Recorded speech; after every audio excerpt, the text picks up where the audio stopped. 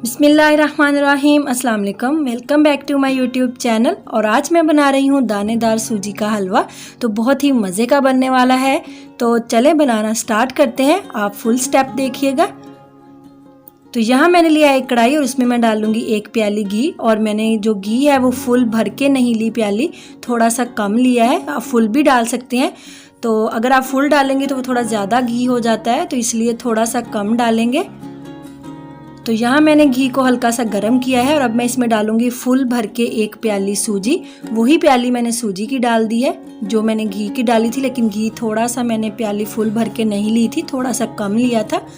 या फिर आप इतना कह लें कि हमारी सूजी जो है वो बिल्कुल घी के अंदर जो है वो डूब जाए, तो हमें इतना ही घी चाहिए। तो अब हम इसको भूनेंगे तकरीबन 7 से 8 मिनट लो फ्लेम पे। हाई फ्लेम पे हम नहीं भूनेंगे। तो हम इसको अब मुसलसल कंटिन्यूसली स्टीर करते रहेंगे और इसको अच्छे से भूनेंगे तब तक जब तक इसका गोल्डिश सा कलर ना आ जाए। और साइड से भी अच्छे से हम स्क्रैप करते रहेंगे और चम्मच चलाते रहेंगे। अगर हम इसको छोड़ देंगे तो सूजी नीचे से जल भी सकती है। तो यहाँ मैं इसको भून रही हूँ और हम इसको अच्छे से भूनेंगे। और हमने लो फ्लेम पे इसको भूनना है, हाई फ्लेम पे नहीं भूनना है, नहीं तो हमारी सूजी जल भी सकती है।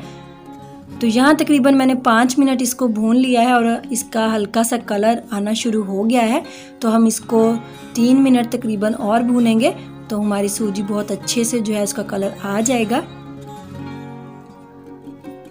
तो टोटल 8 मिनट मैंने इसको भूना है लो फ्लेम पे। तो यहाँ आप देखें ज़बरदस्त सा कलर आ चुका है और घी भी साइड्स पे निकल चुका है। तो अब हमारी सूजी बिल्कुल डन है। अब हम इसमें डालेंगे 1 प्याली मैंने सूजी ली थी और इसमें मैं डालूंगी 4 प्याली पानी। 1 प्याली सूजी और 4 प्याली मैंने पानी ऐड कर दिया है और इसको हम अच्छे से भूनेंगे। और घी मैंने 1 प्याली लिया था लेकिन फुल भर के नहीं लिया था, थोड़ा सा कम लिया था। अच्छे से मिक्स कर दिया है और अब हम इसमें डालेंगे फुल 1 प्याली भर के चीनी।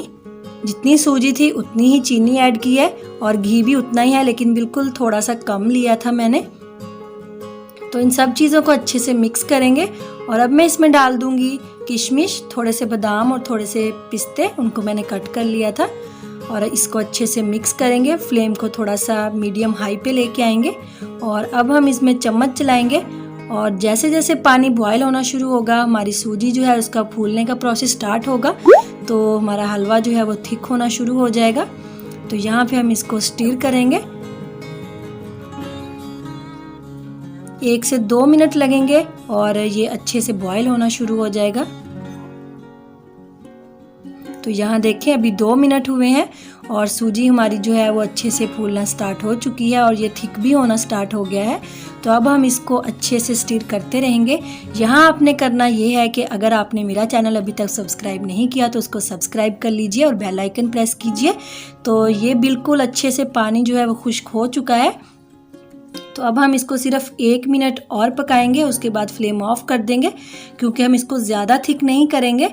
तो अगर हम ज़्यादा थिक कर लेंगे तो ये ठंडा होने के बाद ये और भी थिक होता है, इसलिए हम इसकी कंसिस्टेंसी ऐसे ही रखेंगे।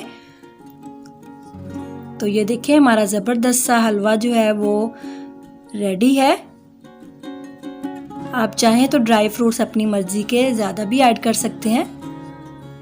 तो यहाँ पे हमारा हलवा बिल्कुल परफेक्टली थिक हो चुका है और अब हम फ्लेम को ऑफ कर देंगे और इसको हम डिश आउट करेंगे।